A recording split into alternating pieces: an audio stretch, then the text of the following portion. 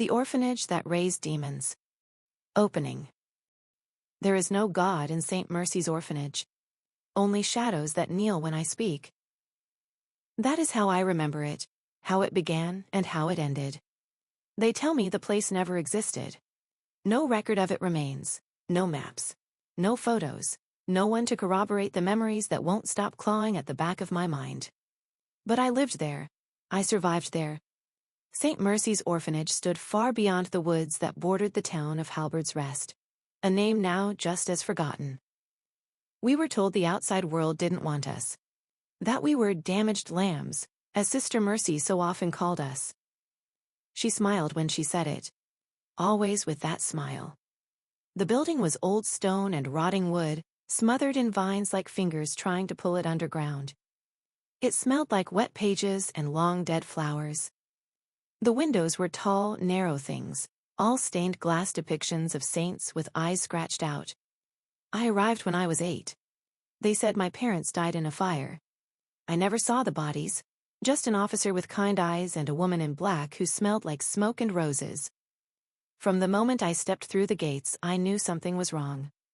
Not in the way that children sense strangeness, but something deeper, something old, like the house itself was watching. The other children didn't laugh. They barely spoke.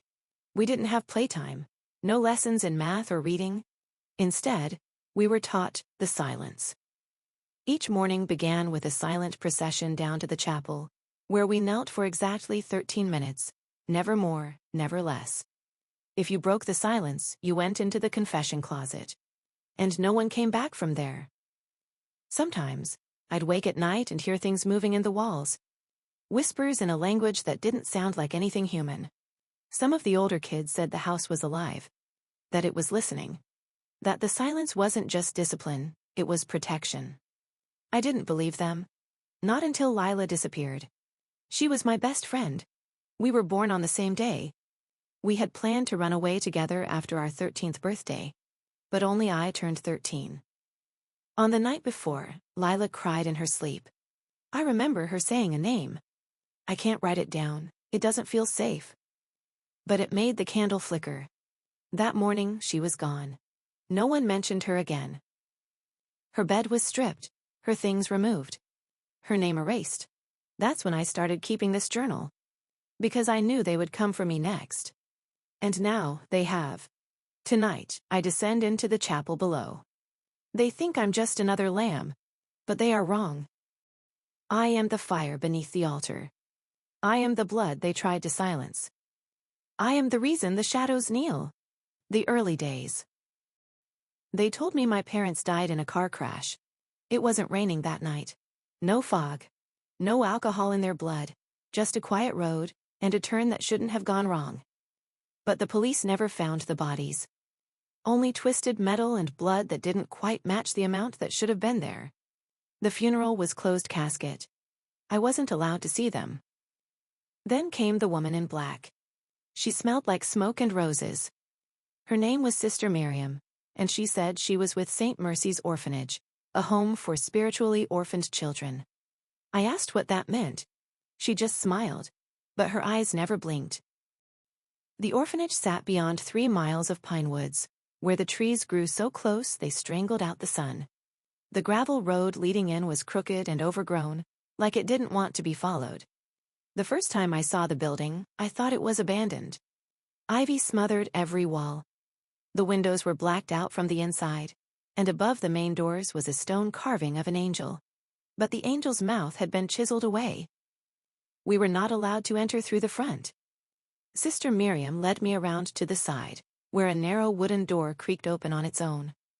Inside, the air was thick and sweet, like burnt incense and mold. Dozens of candles flickered along the stone walls, casting long, trembling shadows. I remember whispering, "Where are the lights?" And she answered, "We do not offend the dark with electricity, dear."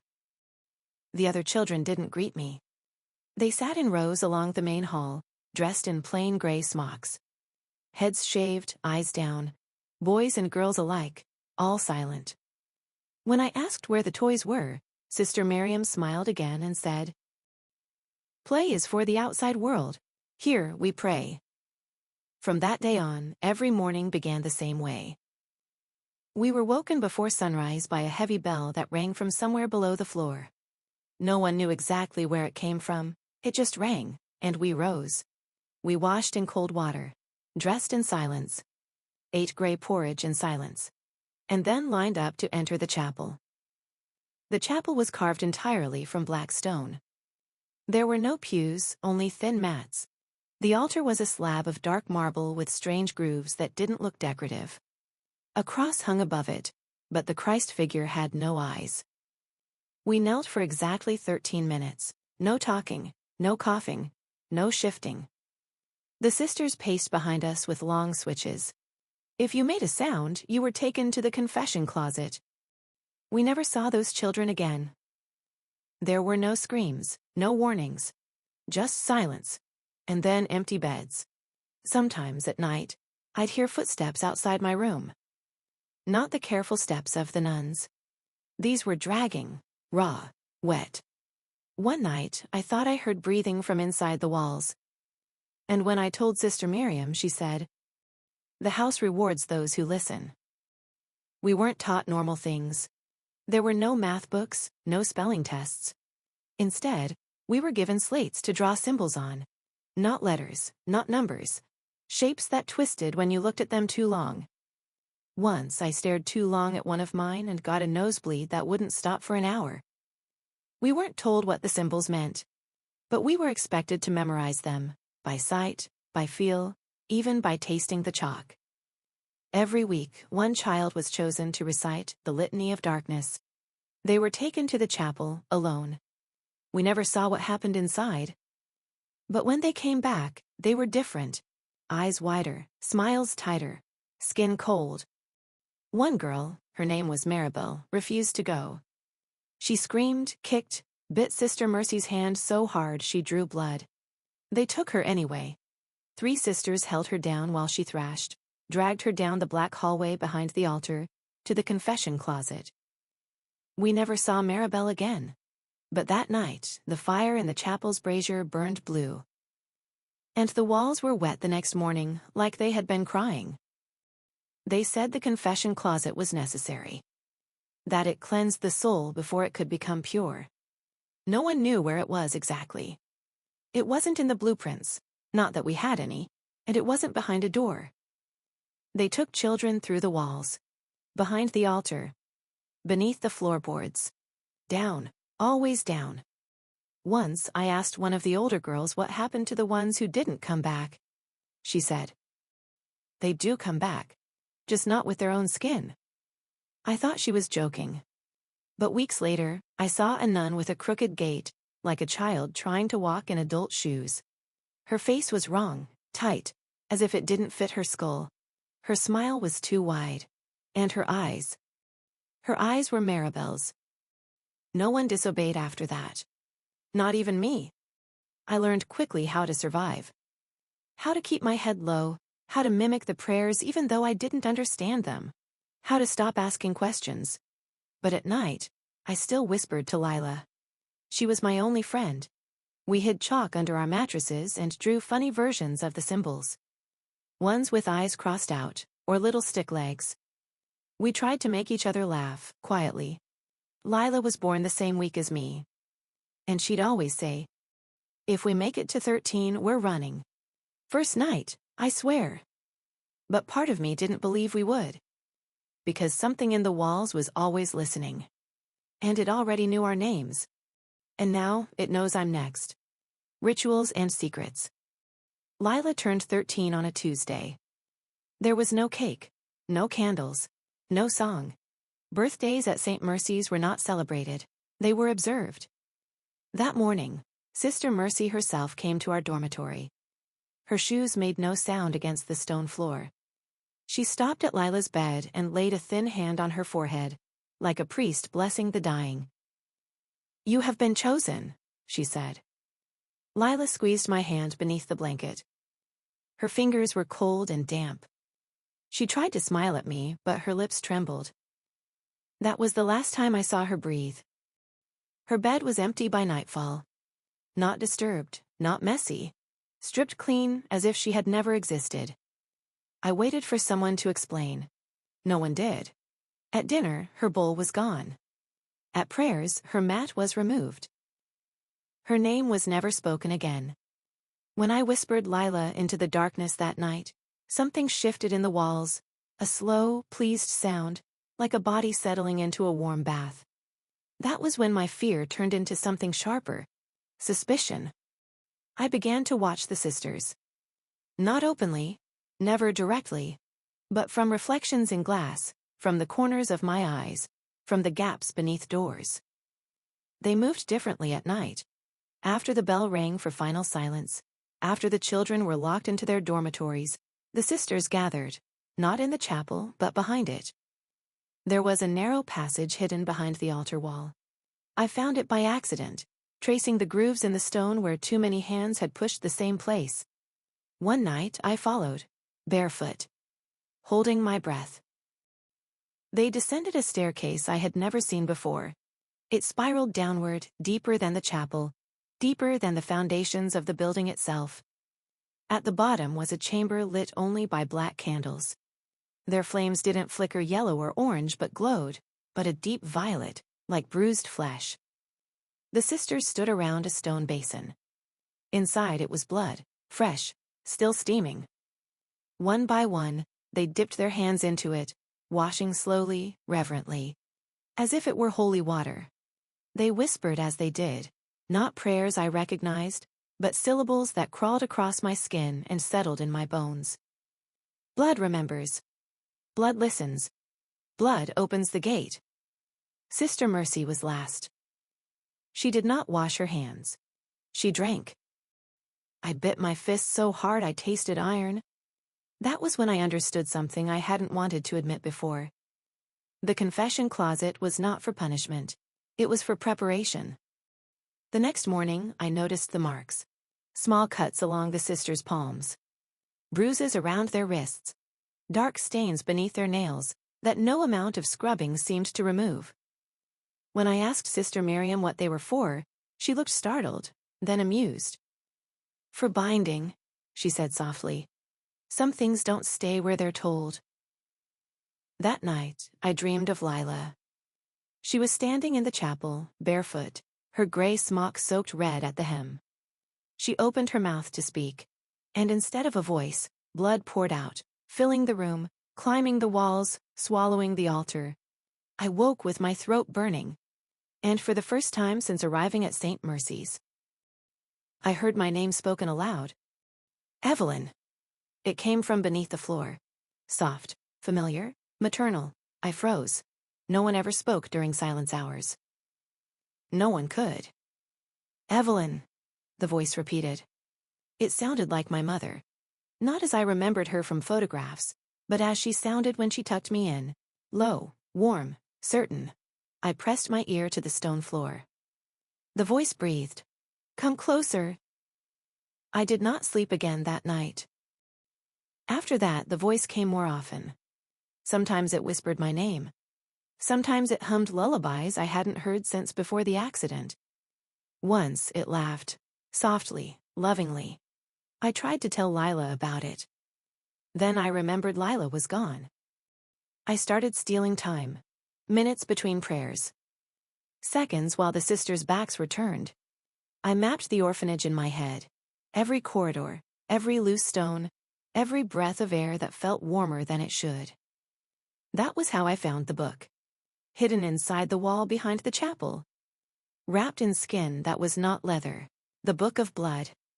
Its pages were thick and sticky, as if they resisted being turned. The writing was not ink, but something darker, pressed into the parchment with ritual precision. I shouldn't have been able to read it. But the words knew me. It spoke of children gathered from the world. Of bloodlines traced through centuries. Of failures burned, buried, forgotten. And of one truth repeated over and over. Not all are offerings. Some are keys. Some are doors. Some are born, not to be sacrificed, but to become. The book called them the Bloodborn. I understood then why the sisters watched us so closely. Why they marked our growth. Why 13 mattered. The rituals were not worship. They were tests. And Lila had failed. The night before my own 13th birthday, the sisters came for me. They dressed me in white. They braided my hair with red thread. They marked my forehead with a symbol I had drawn 100 times, without knowing what it meant. As they led me toward the chapel, I heard it again. The voice, clear now, proud. You remember me, it said. Good. I did not scream. I did not resist. Because somewhere deep inside me, beneath the fear and grief and silence, something ancient had begun to smile. And it was finally awake. The prophecy and the realization. The book of blood was not meant to be opened. Its cover was sewn shut with sinew and bone. The pages hissed when I touched them, resisting my fingers like skin recoiling from flame. Yet the words welcomed me, not as a reader, but as something familiar. At first, the book made no sense. Its language was fragmented, scratched into the parchment like it had been etched with bone. Symbols danced between the lines, curling into one another, bleeding across the page. But when I bled, just a little, and let a drop fall onto the parchment, the ink changed. The letters aligned. The pages breathed. And I began to understand. It wasn't a journal. It wasn't a prayer book. It was a record. A record of children, hundreds, maybe thousands. Names scrawled in red. Dates marked with slashes. Symbols drawn beside each, some circled, some crossed out, many torn clean from the page. Each name had a birthday. Each name had a day of disappearance. None of them survived past 13. Until me. My name was there too. Scrawled near the bottom in ink darker than all the rest. But beside it was no ending. Just a phrase, written in a language I didn't remember learning, but I knew. Blood does not kneel to blood. And then another line, smaller, hidden in the margin like a secret. They were never yours, not truly. Just flesh to guard you until you woke. My heart stilled. I thought of the fire, the car crash, the kind eyes, the woman in black. Were they even real? Or just caretakers, chosen by something older than I could comprehend? And beneath it, in bold strokes, the bloodborne. The book told a story older than the chapel, older than the orphanage, older than the language itself. A lineage, not of flesh, but of fire. A bloodline that burned through centuries, hidden among the faithful, waiting to awaken. Each generation, the Sisters of St. Mercy were tasked with finding the vessel, the one who would carry the sleeping ember, the last daughter of something not quite human. But the vessel would not reveal itself easily. She had to be tested, purged of weakness. Tempered by silence, fear, and loss, she had to watch her world dissolve, parents gone, friends erased, childhood swallowed by ritual. Only through suffering could she remember who she was. I stopped reading. I stared at the wall. At the place where I had found the book, buried behind brick and candle wax and silence. I was not here to be raised. I was here to be revealed. I flipped to the back of the book. The final pages were blank, almost. But under the candlelight, faint writing began to appear, like it was being written as I watched. Words curved into symbols. Symbols became sentences. And I read them aloud. Let the chosen bleed, that she may speak the name forgotten. Let her dreams burn, that the gate may open. Let her silence break and the shadows bow. She will wear the red and sit the throne. Blood will crown her, and the sisters will weep. I didn't sleep that night. Not because of fear, not anymore. Fear had burned out of me like rot scraped from a wound. What was left was hunger, not for food, not for answers, but for truth. The next day, I stared longer at the sisters. Their smiles, their rituals, their tiny tremors when they passed by me. They had read the book too. They knew. But they didn't dare act yet. Because even they didn't know for sure. That's why the ritual was necessary. Why they waited until 13. The others, all the other children. They weren't orphans. Not really. They were experiments. Sacrifices to lure the bloodborne out. Each name in the book, each child I had eaten beside, knelt beside, had been nothing but bait. I was the only one who remained. Because I was the only one who belonged. I started hearing her voice more clearly now. Not just at night. During prayers. During breakfast. Whispers threading between Sister Mercy's sermons. Humming inside the chapel walls. They will kneel, my daughter. Do not fear the knife. The knife remembers you. The following night, I traced the hidden path behind the altar again. Down the spiral steps, deeper into the dark. But this time, I was expected. The black candles were already lit. The sisters stood in a circle, murmuring in tongues I now understood. And Sister Mercy turned to me, not with surprise, but with acceptance. It is time, she said. She looked tired. Her voice cracked with age she never showed before. For the first time, she didn't smile. They dressed me in robes of white silk. Drew fresh blood on my wrists in twin crescents. One of the sisters brought a silver bowl. Inside, Lila's necklace. A tooth. A lock of dark hair I recognized. The relics of the failed. Sister Mercy placed her hand over my heart. If you are false, she whispered, you will vanish screaming. If you are true.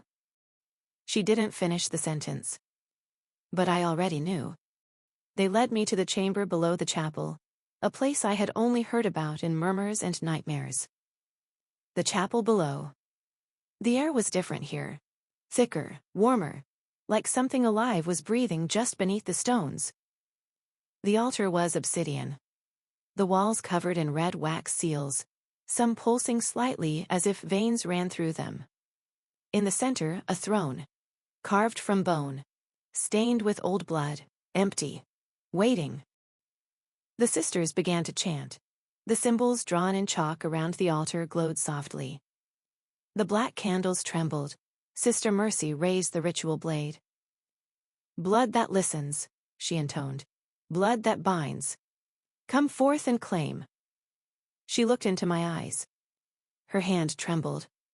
If you are false, she repeated again, quieter this time. May the darkness unmake you. She brought the blade to my throat. And then, the flame died. All of them. Darkness swallowed the chamber in a single breath. But I did not scream, because I could see. In the dark I saw the truth. I saw the memory of my real mother, not the one in the accident, but the one beneath the world. A towering figure wrapped in wings made of ash and whispers. Eyes like eclipse, voice like gravity. And she was smiling. The sisters gasped. I felt the ropes around my wrists fall loose, not broken, just released. Sister Mercy stumbled backward. No, no, it can't be you. But her voice was drowned by the sound of the stones singing. Not music. A name. My true name. I cannot write it, but it bloomed behind my ribs like fire. I was not the sacrifice. I was the summoning. The final ritual. They came for me in silence. No bell, no warning, just footsteps in the dark, soft as breath, and the rustle of fabric soaked in old incense. I did not struggle. I rose from my bed before they touched me, already dressed in white. The other girls pretended to sleep. But I saw the flicker of one eye. Terror in its purest form. They knew what this night meant. The sisters led me through the chapel, past the altar, past the great cross with its eyeless Christ, down the hidden stair behind the wall. Each step hummed beneath my feet, like something ancient was waking up below us. We passed the chamber with the blood basin. Past the room where I had once watched them bathe their hands in crimson. Deeper. The air grew warm, heavy, sweet, like overripe fruit and candle wax and decay. And then, we reached the chapel below. I had seen it once before, but this time it welcomed me. The bone throne stood taller now, like it had grown since last I saw it. The red wax seals on the walls pulsed gently, like heartbeats. The obsidian altar gleamed as if freshly polished. And in the center, the stone table. Cold, smooth, waiting. They bound me. Wrist to wrist. Ankle to ankle. A symbol drawn in ash across my chest, the same one from my dreams. Sister Mercy stood at the head of the altar. The others formed a circle around us, each holding a candle burning violet blue. Their faces were calm, but I saw it, the fear behind their eyes. They didn't know what would happen. They never had. They only hoped it would obey them. She looked at me for a long time. Longer than ever before. Her voice, when it came, was low. Almost afraid. "We cannot know," she murmured to the circle. "The knife will tell us." Sister Mercy raised the ritual blade. Silver, old, curved slightly, a shape not meant for cutting, but for inviting. She began to speak the incantation. Blood of the wayward. Blood of the womb. Blood of the gate. Open, receive, become. The wax seals began to melt. The walls moaned. I felt a tightness in my chest, as if something inside me was twisting, opening like a bloom of thorns. And then, the flames went out. All at once. No flicker, no wind. Just dark. Gasps echoed in the pitch. I did not scream, because I could see in the dark. Not with my eyes, not anymore. With something deeper, something old. The room was lit now by a soft red glow, pulsing beneath the floor like magma under cracked glass. The sisters were frozen in place, their mouths trembling in incomplete prayers. Sister Mercy still held the blade. But it shook in her hand. "It cannot be," she whispered. "You are not. You were not supposed to." A voice rose from the ground. Not loud, not angry, but final. "She is mine." The shadows moved. They didn't crawl, they bowed. The stone beneath me cracked open, gently. Vines of smoke coiled upward, brushing my skin like a mother's hand. The ropes unwrapped themselves. I sat up. No pain, no dizziness. Just warmth, blooming in my bones. Sister Mercy stepped back. You are it," she breathed. "The bloodborn." I stood. My feet touched the obsidian floor, and it sang. Not music, not words, but recognition.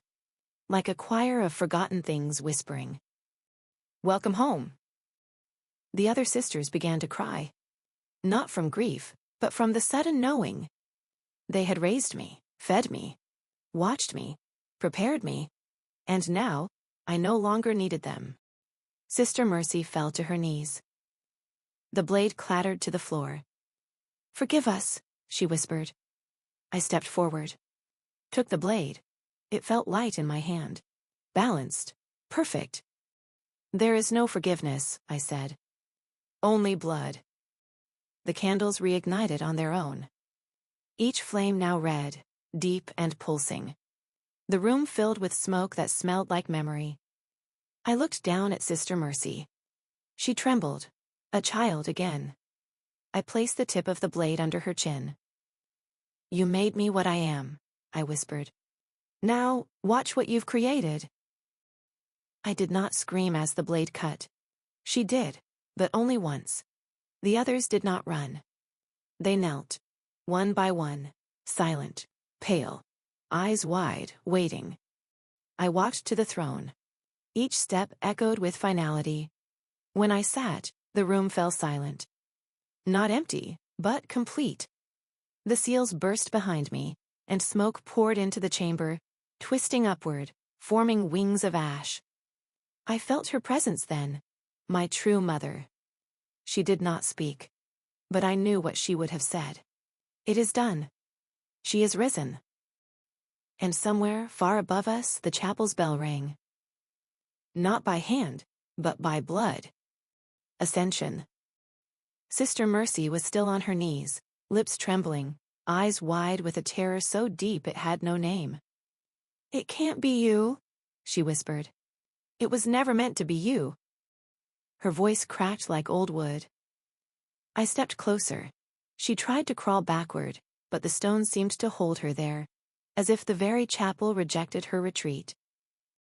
I reached down. Not with fury. Not with hate. But with the calm a flame feels just before it touches flesh. My fingers closed around her neck. Thin, brittle, already collapsing under the weight of truth. She made no sound. Only a soft gasp, like the chime of a distant bell. And then she stilled. The others did not resist. They dropped their candles, they dropped their eyes. And they waited. The room filled with sound, but not from above. From the halls beyond. From the dormitories. From the walls, footsteps, tiny ones. The children had awoken. All of them. Even the ones who were gone. Especially the ones who were gone. They came barefoot, dressed in gray. Eyes glazed, but shining. They moved not as individuals, but as a single will. Quiet, unstoppable. They entered the chapel below, surrounding the circle of nuns. And without a word, they reached out. Pale hands, small fingers. They took hold of the sisters. One by one, no screams, no struggle. Only the sound of robes dragging over stone. Down the hidden halls, down the spiral steps, down into the dark beyond dark. To her, to Mother. I stood at the center of it all. Alone, but no longer lonely. The silence felt different now. It wasn't fear, it was reverence. A new robe waited for me, draped over the back of the throne. Not white, but deep, blood red. I slipped it over my shoulders. The fabric clung to me like breath. Alive, I turned, faced the throne of bone. It no longer seemed terrifying. It seemed familiar. I sat. The stone sighed beneath me. The candles bowed inward. The chapel trembled, just once, like a heart finding its first beat. Above, I heard the great bell ring again. But not from any hand. It was my name now, echoed through stone and ash and dream. And then, the whispers came. From the walls. From the earth. From the mouths of children and shadows and fire. Soft, endless, worshipful. Long live the bloodborne.